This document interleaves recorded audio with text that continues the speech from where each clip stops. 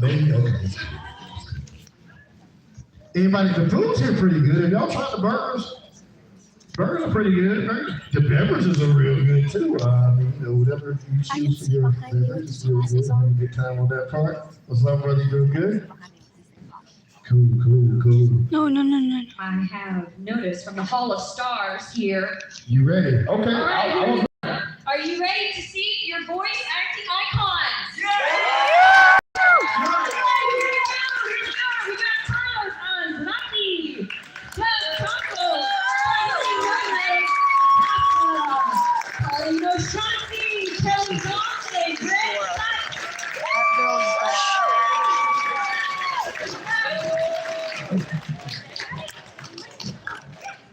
Hope this records sound good.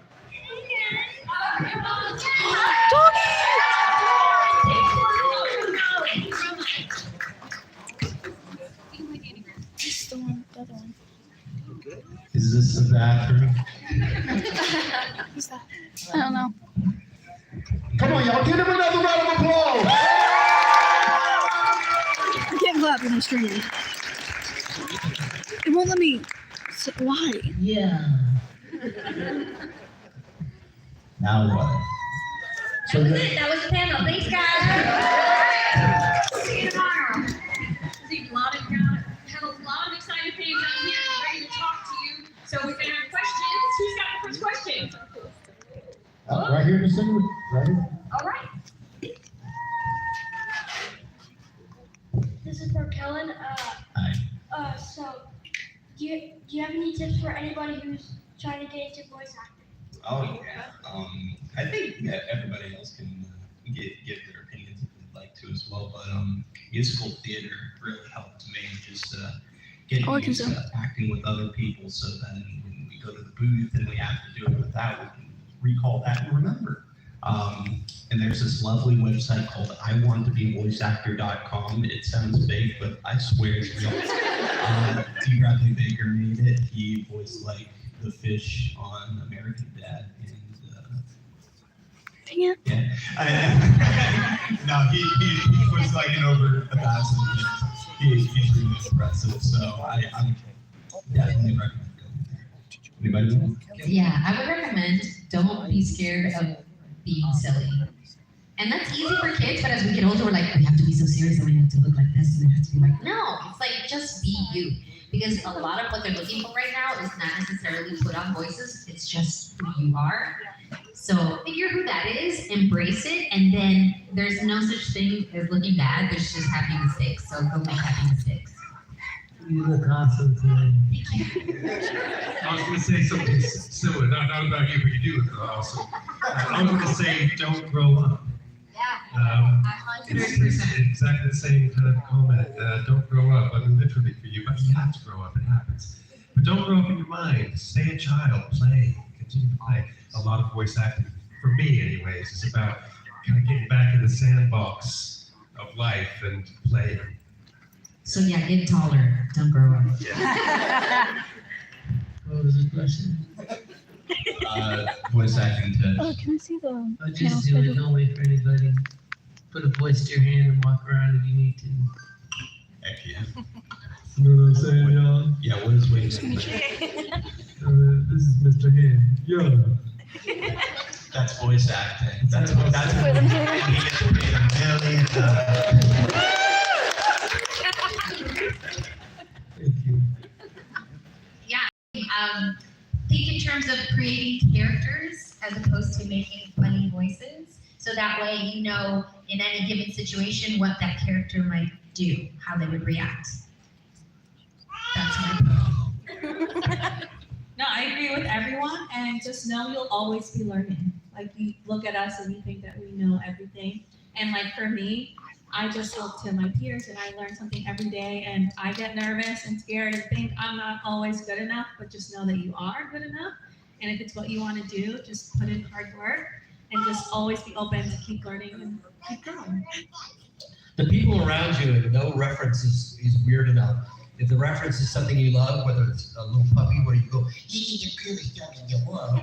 You're the coolest dog in the world." Or for me, there was a football coach, Ed Orgeron, that I lent a new voice for a new show. And he sounds like this. Joe Burrow played good first half. We blocking on offense. We need to be better on defense. We go to win. Go Tigers. And that's some guy that I love that I was able to, when they are asking for a voice, go, "Do you have a voice?" I go, "I have a voice," because it was something that I paid attention. So tap into those people around you that elicit something from you that you want to copy. Got another question right over here. When you were growing up, what was your favorite animated film or TV show? Scooby-Doo. Probably Ben 10. So many. Everything I said, because I'm an old lady. My Saturday mornings were the Super Friends and anything Looney Tunes, and after school was the Flintstones and the Jetsons and everything wonderful in Disney. And the Muppets. And the mother. Yeah, same. Definitely anything Disney, and Rugrats was like my jam, 90s baby. And then also Very Odd Parents was good. This is my first time meeting him, so like this is amazing. But, yeah. That's mine. I didn't even know it was anime back then. It was Speed Racer and Kimbo the White Lion. Woo! Speed, so you don't get fast. Squiggle, chip chip. Have you seen that one clip from Speed Racer where it's just animated, so he has to dub it like he's going over that cliff, and then he goes over. Yeah. Like, in real time, just like that. I haven't seen that. I gotta see it. That's My favorite was Teenage Ninja Turtles. My favorite animated film was Heavy Metal. Oh, wow. Yeah, nice. Mine's Iron Giant. For me it was up where they walk, up where they run, up where they stay all day in the sun, wondering if we wish I could be part of that world. Yes.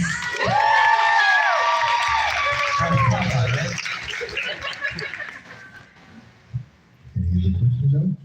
Oh, thank you. My chair is really loud. What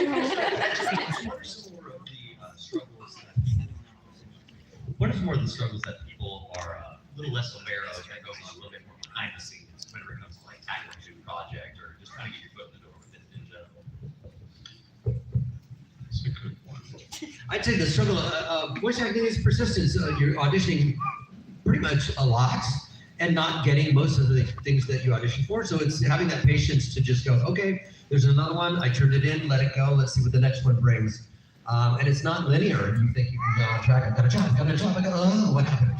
So it's just hanging in there. So that's a struggle. And also blowing out your voice in a project that may not be too exciting. You're just doing death throes or whatever. Things like that would be example. Yeah, voice recovery is you need vocal rest days, and sometimes you get projects so close together that you just can't have them. So I'd say that's a struggle that a lot of people I've talked to go through is trying to find the time to rest. I think it's also going after someone that literally happened to me this week, and the voices in your head that are like, "You suck, you shouldn't even be here. Did you see how wonderful she did? Now you're gonna go over there and make a fool out of yourself. Hi, I just forgot all my lines. Get together!" So all of those things that go in your mind, and you still have to pull it together and not cry or run, and just say, "I love doing this, and yes, this person is good, but they hired me for the job, so just be yourself, be yourself." So just embrace who you are and don't lose the confidence in your talent. I think one of the challenges that every artist faces, and not just artists, anybody who's freelance, is the downtimes. What do you do with yourself when you're not working? And it's really, really easy, particularly in those downtimes, to start getting down on yourself. Oh, I suck. Oh, I'm never going to work again, or whatever it is. So you have to find stuff that keeps you busy. hobbies or whatever it is, second, third, fourth jobs, whatever, you know. But it's, you know, it is an up and down thing. It's very rare for any voice actor to work all the time. Yeah. And, projects of your own are like, that's a blessing in disguise to have too much time. You can do like projects to sharpen the stone a little bit more. Any other questions, anybody? I can look this up.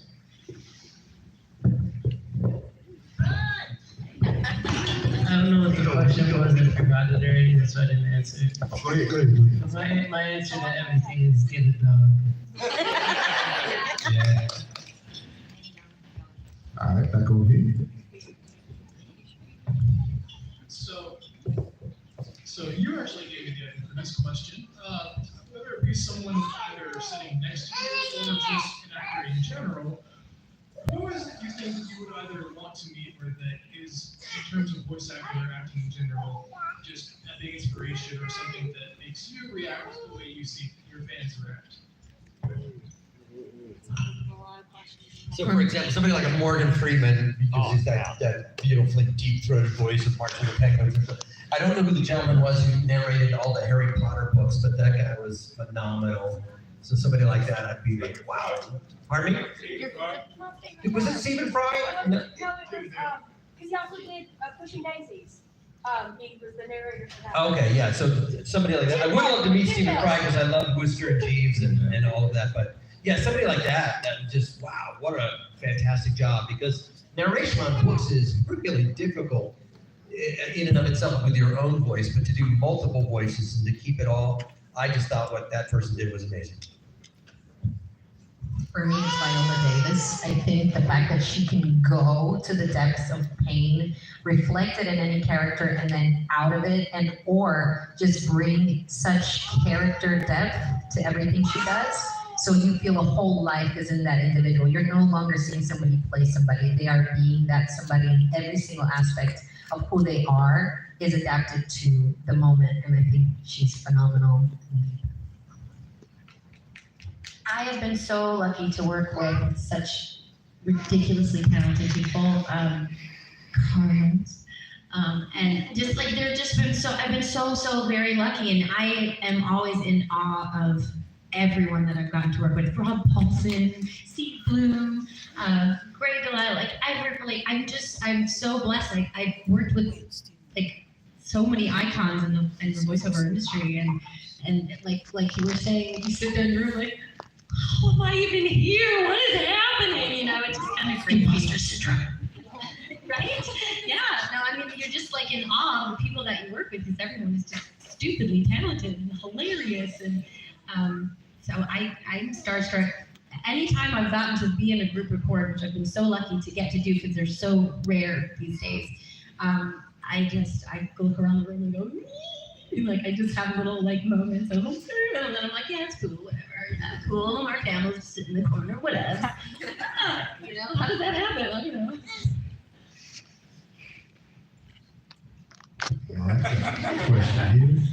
For me, there's so many. I couldn't name just one. You know, there's people who I admire for all kinds of different reasons as well. You know, they're good actors. Some of them, I just think they're awesome people. So yeah, I often am walking into jobs where I just think, oh, this, you know, I'm going to be working today with somebody really, really cool. I worked recently with George Clooney, and he was really, really awesome. And it was one of those things where I didn't know until the day before that I was going to work with him. And suddenly my palms were sweating, my head was sweating, everything was sweating. And he just turned out to be a really nice guy. So I have lots of heroes for all kinds of different reasons. Right. It was so awesome that working with George Clooney. Just work with George Clooney. I wish I could have worked with Robin Williams. We did our acting team. It was pretty amazing. Yeah, right. I got to work with a Zelda a lot on Teenage Mutant Ninja Turtles. She's really cool, Zelda. Zelda Williams, she's very talented. The Teenage Mutant Ninja Turtles are heroes of my kids. Like, I am cool by proxy because I know Greg Sykes, and I know Scott Mendel, and I know Tara Strong, and I know Carter Payton. Like, yeah, it's cool. What about my shows? No way, Teenage Mutant Ninja Turtles. I mean, the Teen Titans guys did, like you. Yeah, so I get to, like, swim in your coattails, so. All glorious to dog. That's a tough one because the cool thing about conventions is that you get to meet so many of them anyway. So I'm like racking my brain here. I've always wanted to meet Tom Kane.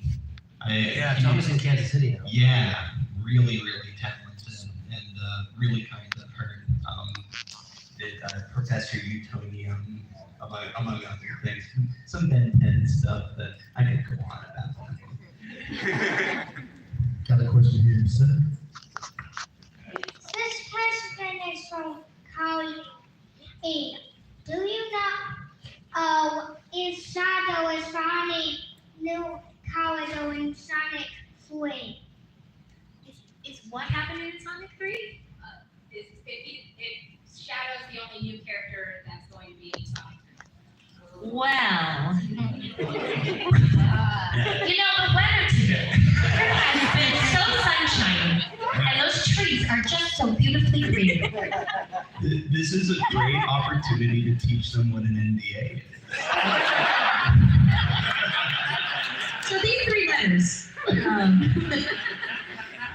I'm not allowed to say anything about anything, but honestly, I'm the last person to know stuff. But I may have allegedly, possibly read the whole script.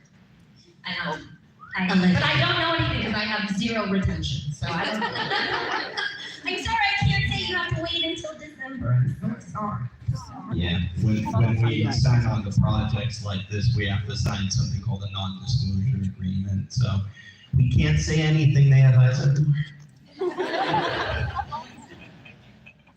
Isn't that something that they also do whenever you have your like auditions for certain stuff too? A lot of like send out your NDAs as well, where you can't even discuss or put publicly, hey, I'm auditioning for this. I mean, I know a lot of people may not realize that because I see a lot of indie artists will put out, I'm doing this project. And, got a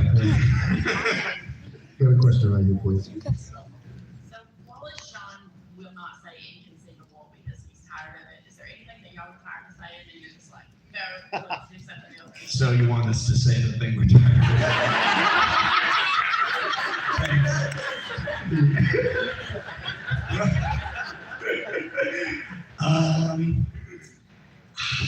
Come back to me. I've learned how to cheat to say fairy godparents in a way that saves my throat. Here's the real way. Fairy godparents! That kills me. But if I go, fairy godparents, I can do that all day. So I don't hate to say it, but it's like, oh, somebody wants to hear that again. Okay, I don't want to save myself. So that's one. Did you see there's a Crockett or an auditorium here somewhere? There's a what? A Crockett or an auditorium? A Crockett? Isn't that your character's name? Isn't it Crockett? It's Crocker. Crocker. Close enough. Crockett is the new character in Sonic Hedgehog 3, by the way. Crockett is the new character. It's got 5 or 6 letters in it. I'll give it to you. She's been flying all day. I don't know. But yeah, I should just not talk. that's fine. I mean, Dora has very few iconic lines that I say over and over again, but the one that everyone loves is Swiper, no swiping! And saying Swiper so many times, like, why does he get this one? Like, what? I don't know why I keep saying it. And someone always steals the Swiper from my table, so. Like today. Like today. Yeah. The thief is around here somewhere. Yeah. Might be sleeping right now. Where's Alex? Sorry. I guess to me, honestly, I will never get sick of saying, go to the Filipino stuttering and stumbling. I can always hear him sort of muttering and mumbling. I associate him with the sound of bombs and so yeah, I'm not sick of it yet. I love it. Yo, mama.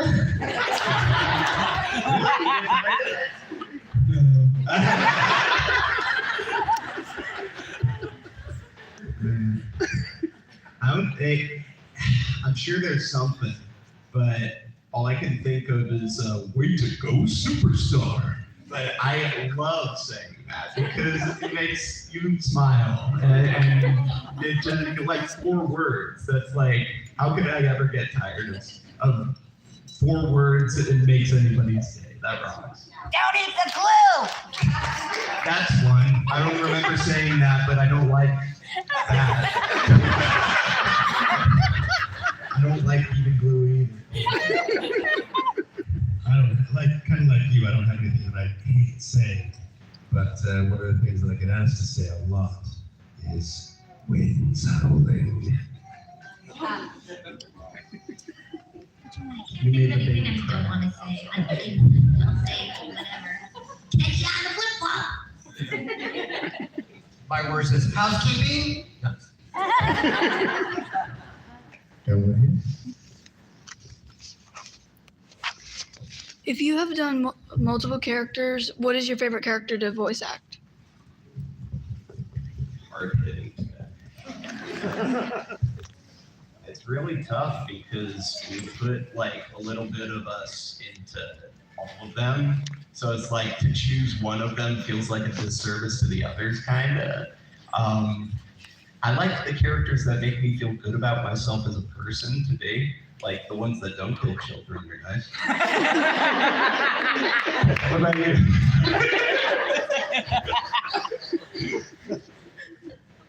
I think one of my favorites is from a game called The Book of Unwritten Tales, Nathaniel Bonnet. And he was just a really fun character. He's kind of a Han Solo kind of character, a bit sardonic, a bit cynical, and just had some great lines.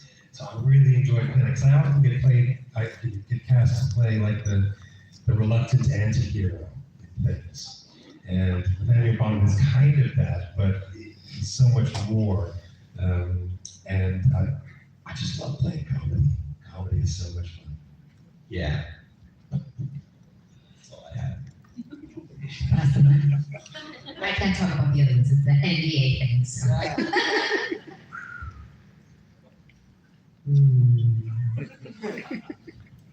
Be spoiled. You said like that, like they'd explode if you said the wrong word. Hold on to your chest. I have such a hard time with favorites because I feel the same way as Colin. Like it feels like a little piece of you is in each one. So cheers. If I had to, I think I would have to say it's a character that probably nobody has ever heard of. But this is my very first show with the kids from Room 402, and I got to play Army Chain, and she was a little bit kooky, and she did the polka, and she collected spoons. And she was, I just loved her. She was just a nut, and that's probably like some kind of weird inner personality. But she has a very special place in my heart. She's my very first. Sounds like that one comedian. Bobcat Goldthwait kind of. I love Dolores. I'm so grateful to play her, and I think the fact that she's so soft-spoken, because I'm actually a very loud Latina, and so when they asked me to just play on that was the biggest thing, because it was like the only one worried about the magic is you, and the rats talking in the walls. Oh, and Luisa, I heard her eye twitching all night. It was really cool to play her. I love it. Holly was not soft. Holly was like the absolute opposite. Meeting with Claire played the principal's assistant or something in that show, and they assigned the microphones for that show, and she was assigned next to me, and she literally was covering her ears whenever I did a line, but I couldn't do her soft, like always loud, sorry, and I wasn't trying to blow her up, but she did her sessions alone for the rest of the time. Oh my God.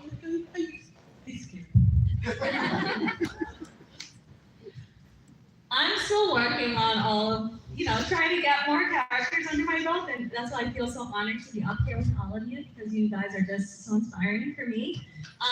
And right now, my biggest ones are Dora, clearly. She's been I did her voice for like 11 years, so I am basically Dora. And now I play Dora's mom in the reboot, so that's just adding on more Dora. So I can't choose really anyone else. Dora. I love Dora, and I find more of myself in her character every day. Mine's the very first voice that got me into voice acting is Rocco. Hello, Hitler.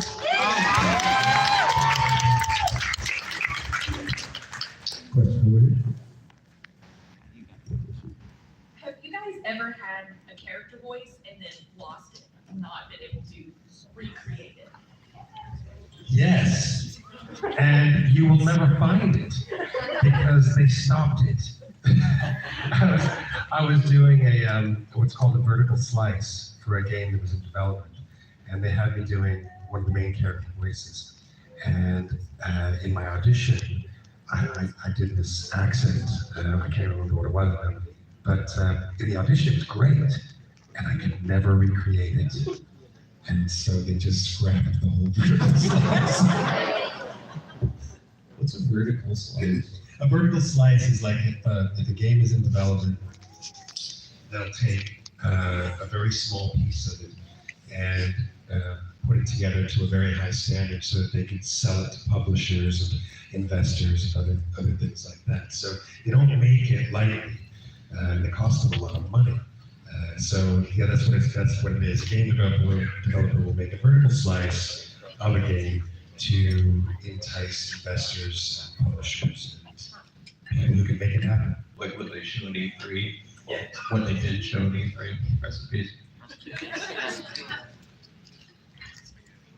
For us on Static Cling, when Rocco came back after 25 years or whatever, it was very difficult for the entire cast to kind of match the pitch, which was higher for all of us that we had done as younger people. So that was a struggle, and I think we almost made it. I think we were all about 97% of what the originals were, but that was tough to come back after so long. Even though we would do it at cons, it wasn't official, so that was difficult.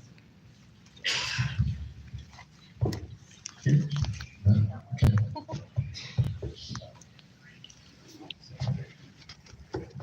How many of you are aware of Invader Zim? I know Kathleen is because you were literally right next to Richard Horvitz for the panel in Fan Expo Yes, last he night. actually never leaves my side. So.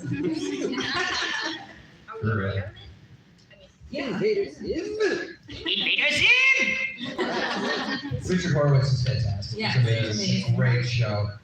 And I forget his name with the glasses. Rick Glasses is an artist as well. Rick Simon. Rick Simon. Well, Ricky just Simon. great people, talented, great show.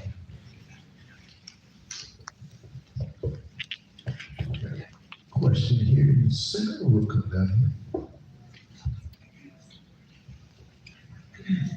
Hi there. Is there a piece of fan-made or unofficial material that you guys would have loved to have voiced for, but you just couldn't because it's a fan-made thing?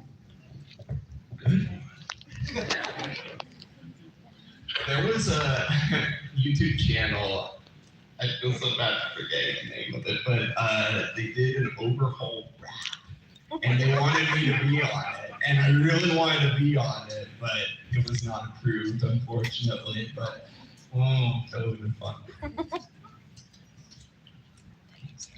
Is it fan anime or is that the same? Any fan project.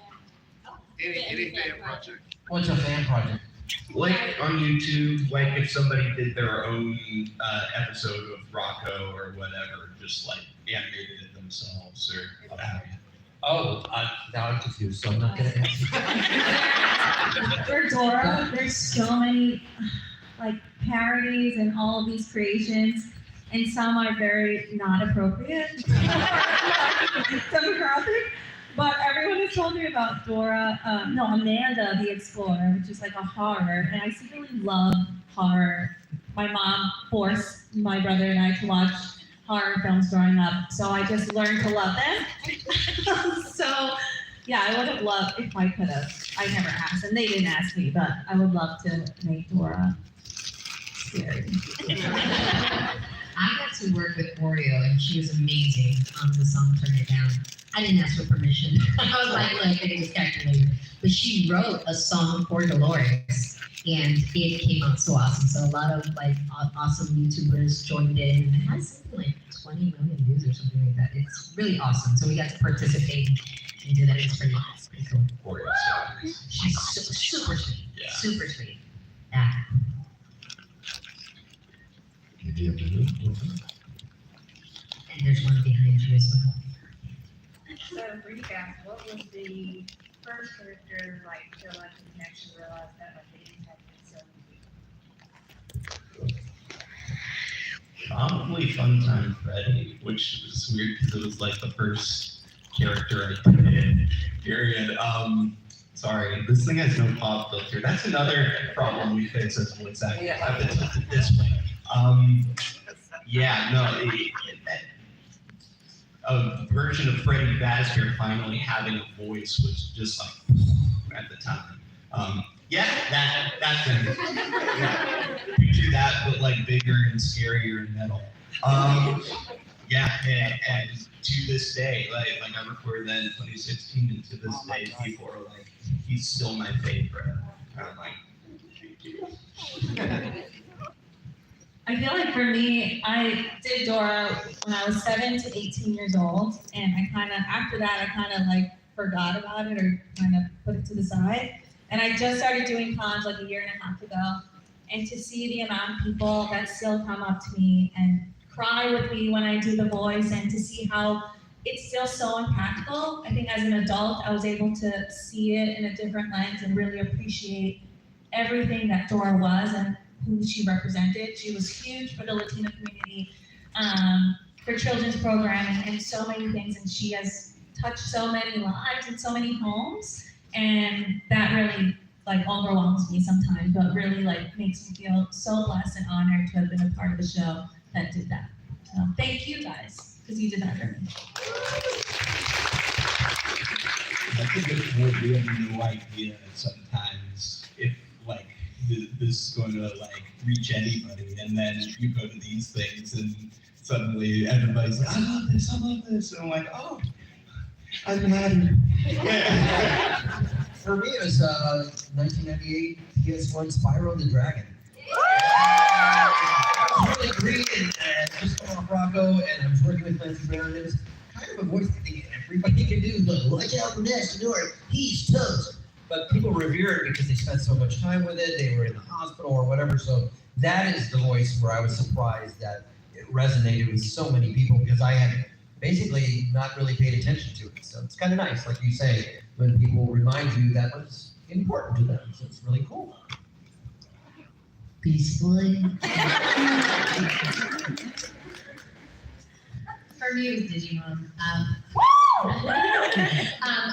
One of the first conventions that I attended, this girl come up and she was shaking, and then she got closer to the table, she started to cry, and she couldn't speak. Like, she was explaining to me what Digimon did for her and how like she had been going through a really hard time, and I've had even beyond her, like I've had so many people come up to my table and tell me how Digimon got them through really hard things in their lives. And it's just, we're in this little windowless room, doing our thing, and this is 20 plus years later, and it still resonates with people, and it's really just something it's overwhelming sometimes. The power of art. And I didn't understand how it would land with people. And so one day, I'm in Salami Studios, Los Angeles, talking to Fred Kadisher and Lee Baker, our friends. We know no big deal. Like salami in there. Salami Baker. So I'm talking to them, I go, I stink at video games. The only game I know how to play is Left 4 Dead and Left 4 Dead 2. And Fred goes, I'm Boomer. I'm like, whoa. And he goes, yeah, I'm the Joker. I'm like, oh my God, no way, no way. And it hit me at that moment. I had spent so many hours on that game that I had no idea it was a person, first of all, and that it was somebody that I knew. I totally fanboyed out on my friends. And they're like, dude, you gotta calm down. I'm like, security! So I get it. I think for me it's the same. You don't understand what a character means to somebody, but like I've had people that have come up to me and said, my child wasn't speaking before this song, or they were nonverbal, and we don't talk about Bruno, got them to that. I even had one that she would not really touch people at all, so the mother had already pre-warned me before going up to me, and she immediately embraced me, and her mom just like started like just tearing. And so I think beyond feeling like there is a representation, like for me, Dolores is she represents family, she represents Latino culture, what a family looks like in all its shades and colors, but also that people that have sensitivities for hearing or me being in spaces, they're like, I feel that's me, like when somebody gets loud and my ears hurt, you know, and to see those changes in people, and the little girl like hung out with me like half the day, she would just come back and I was like, yes, and she'd give me another hug and I'm like, yes, and her mom would cry again and I'm like, don't even wear makeup anymore, there's no point, you know? This is beautiful. So I guess it's that connection that you get with people,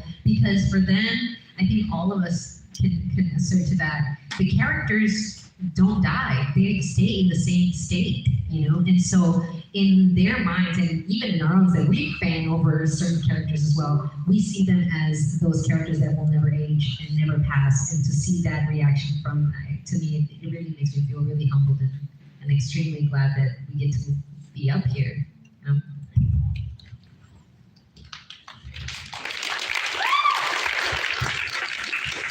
Got a question here in the center. This one is specifically for Greg. If Beast Boy and Michelangelo somehow met each other, what would they say to each other? Do they meet each other all the time? You can see right here. Pass me that slice, bro. Yeah. Better be vegan. That's awesome. Excuse me, please, my friend. Look around this way here. You had a question there? If you had any roles where you had to sing a song, what was your favorite one? Do the two. Do the two's back, y'all. We ain't whack, y'all. What's that, bro? Do the two, the first song. Sorry, I'm dumb. For me, I'm a karaoke singer, so Panchito on House of Milk. With three caballeros, three Yes! So that was fun. And John. Waffles.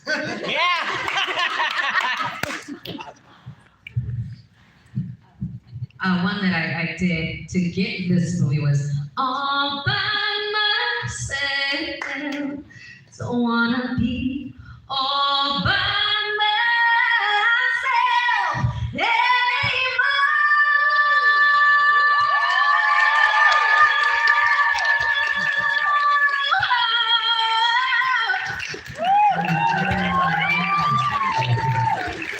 But they had me rap, so it's all good.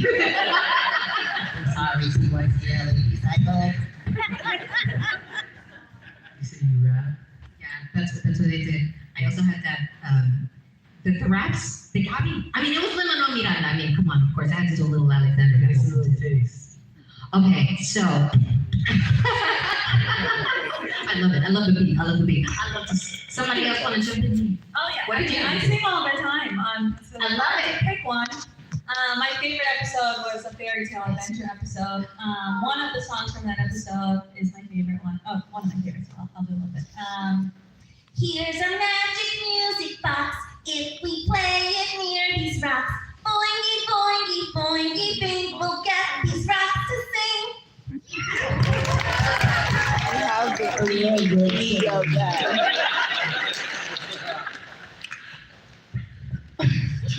I'll send it to you.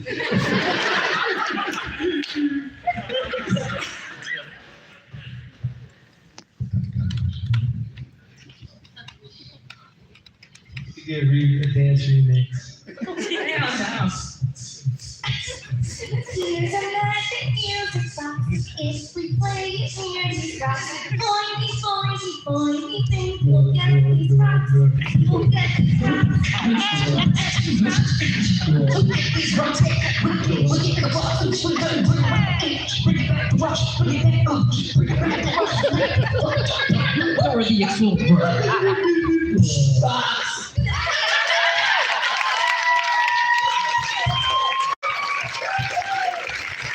You got a lot of energy. We got time for one more question. So, Kellen, Yeah. when are we going to see those old animations you made back in grade school? Never. Some things we just walk away forever. Yeah, no. No, come on, we can't end on that. One more after that. No. There's one question. Right? Yeah, one more. Rocks. So can you think of like a moment or a scene or a character arc or an episode where like while you were doing it, you sort of felt, oh, this is good. Like, oh, this is the magic happening, or like you got goosebumps. Well, because I think a lot of it you're sort of saying like, you know, we put it out there and maybe it connects, maybe it doesn't. No, every line is good. Whether it's something you were able to bring to a character that you felt was landing, or a person you were working with that there was great chemistry, or just kind of any moment like that. I played this character called Sasaki, and Sasaki and it was a really, really cute anime, and well, it still is. I hope we get this season through.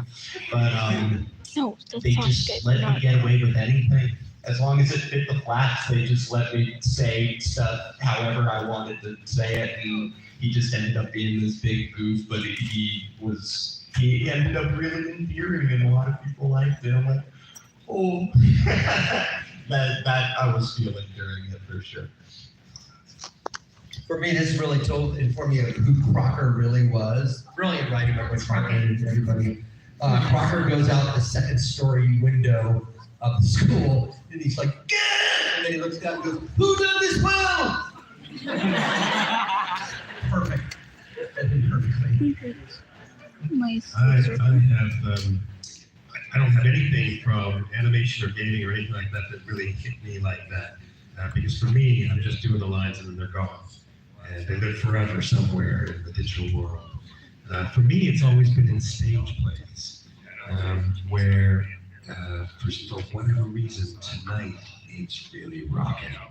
You know, and you just feel the energy, you feel the audience is with you, and they're laughing at the jokes and they're crying at the sad stuff, and you just kind of, it's a wonderful wave that you just surf for however long it goes. And that's happened many, many times. I feel very fortunate to have felt that many times. But that's where I've always felt it, is in plays on stage in front of a live audience. That's funny because I asked that because as a GM and game master, it's happened to me sometimes with players, and I was like, I wonder if this happens to you guys.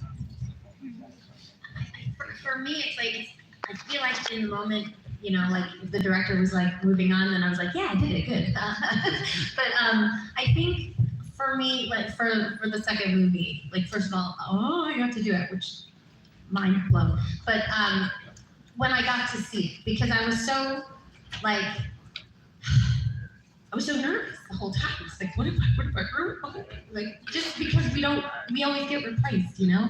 And I feel confident that I know who Tails is and I know how to play him, but it was such a bigger, you know, scale or whatever. So I got to go to a screening before they did all the press stuff. And I sat there and I had my best friend with me. She totally lied and said she was one of my agents. And I'm like, I had my best friend with me. And my husband wouldn't come because he knew he wanted to wait for the premiere. He's like, I don't want to see it until the premiere. I'm like, so I called my friend Jennifer. And so watching the fireplace scene where he's talking to Sonic and he's like, you know, you were weird, maybe being weird isn't so bad. And that moment was like, it felt great. And I got to do it with Ben Schwartz, which was a gift. Because a lot of the movie I had to do by myself, but to get to work with Ben was amazing.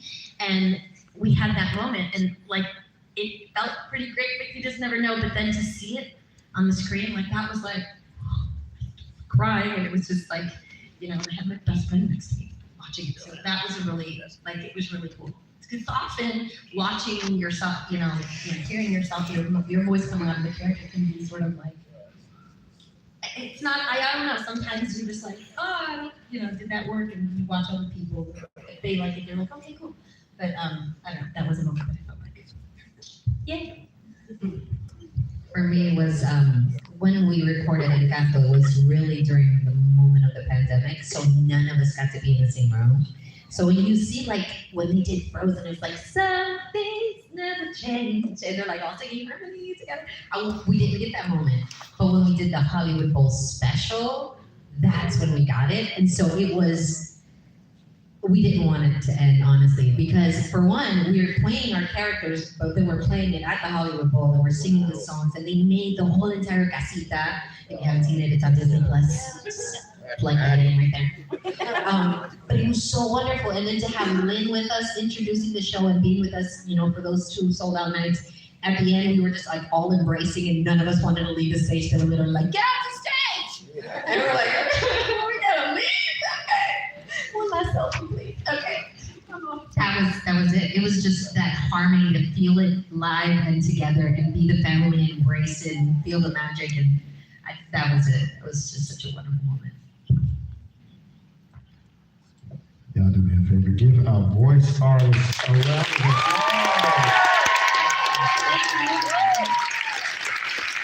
Make sure you do texting at your tables with some pictures, with some autographs. Thank y'all so much for being on this panel with us and sharing information with us and just inspiring all of us and motivating us. Give them another round of applause.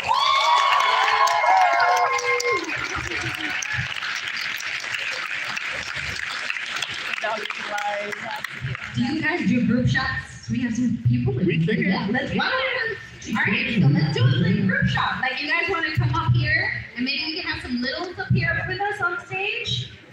Una foto familiar for those Latinos in the room. Let's get a family picture, everybody together. So if you guys want to line up right here, we'll make it work. We've got a stage, come on. You want to come on up here with us? What are you doing here? We were going to come up to the room and like exit it. So if you guys have littles, step they to the can room. step over here so then we can see them. There's a little stair over here. Okay, come on up. You can stand right here with us. Do that. Right here. Do you want to come on up? I want to look at this for a minute, okay? What do you do? All right, we got a camera over there, and then anybody that wants to come on in, we'll take a big familia picture. Everybody coming in?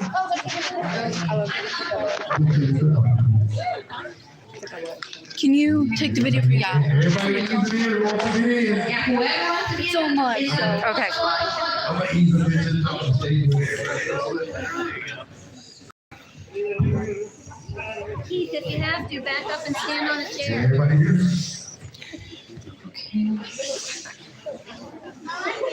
Yeah, hold on, I got so much. Roll in. All right. We got a designated. She's right there taking a picture of us. He's taking a picture there. You got it.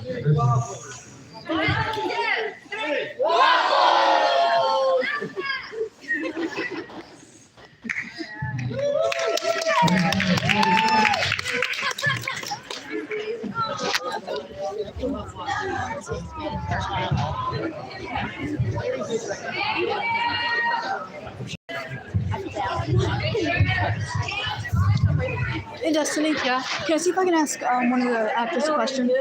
Yeah, go ahead real quick. Don't forget, you got the karaoke, 90s karaoke party tonight as well. You got that going on. The VIP panel set up at 6:30 this happening as well. Kevin's VIP panel. I'm going to ask it tomorrow. Okay.